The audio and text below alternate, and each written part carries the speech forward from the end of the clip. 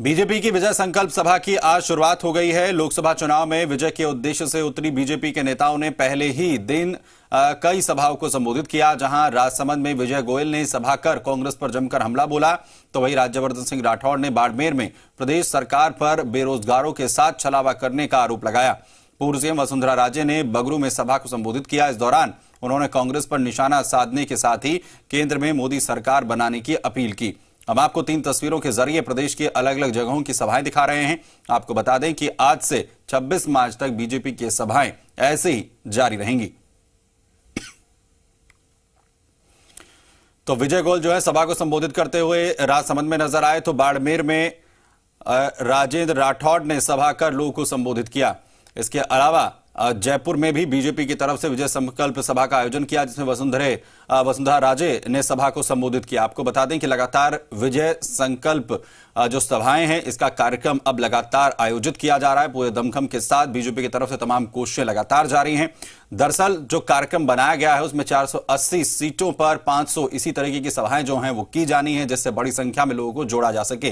प्रदेश की अगर बात की जाए तो एक बड़ी जिम्मेदारी इस वक्त जो है बीजेपी के तमाम कद्दावर नेताओं के कंधों पर है, क्योंकि विधानसभा चुनाव के बाद लगातार एक बड़ी चुनौती अब बीजेपी के सामने है कि किस तरीके से 2019 के लोकसभा चुनाव में मिशन 25 पर जो नैया है बीजेपी की, उसे पार लगाया जाए। हालांकि उसके लिए पूरी तरीके से दमखम और ताकत झोंकती हुई बीजेपी और उसके तमाम नेता नजर आ रहे हैं, और उसी की बानगी जिसकी शुरुआत आज से हो चुकी है और लगातार इसी तरीके से ये सभाएं चलती रहेंगी। शशि मोहन जी मीडिया संवाददाता हमारे साथ खबर पर जानकारी के साथ जुड़ रहे हैं। शशि, आज जिस तरीके से हमने अलग अलग जगहों पर ये सभाएं देखी हैं, इससे साफ है कि जो कद्दावर नेता हैं, जो बड़े चेहरे हैं, उन पर एक बड़ी जिम्मेदारी है। और मिशन 25 की अगर हम बात करें तो बीजेपी के सामने किस तरीके की चुनौतियां आप देख रहे हैं और जो आज तमाम नेता बोलते हुए नजर आए इन सभाओं में?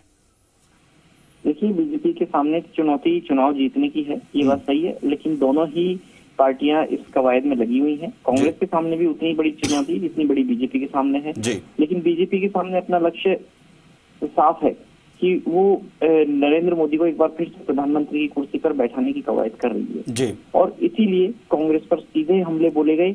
आज प्रदेश में एक साथ सभाएं हुई, 11 लोकसभा क्षेत्रों में सभाएं हुई और उन सभी जगहों पर पार्टी के बड़े नेताओं ने संबोधित किया।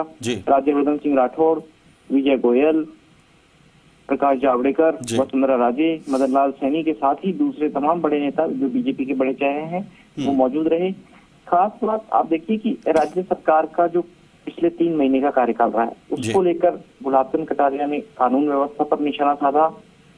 पूर्व मंत्री अनीता बघेल ने महिलाओं की सुरक्षा को लेकर सवाल उठाए और प्रकाश जावड़ेकर ने बिजली और दूसरी मूलभूत सुविधाओं को लेकर राज्य सरकार को कटघरे में खड़ा किया। जिस तरीके से मुख्यमंत्री अशोक गहलोत ये कहते आए हैं कि अगर मोदी पीएम बन गए तो अगले 50 साल चुनाव नहीं होंगे, इसको लेकर भी जावड़ेकर ने राज्य सरकार को आड़े हाथ लेने की कोशिश की।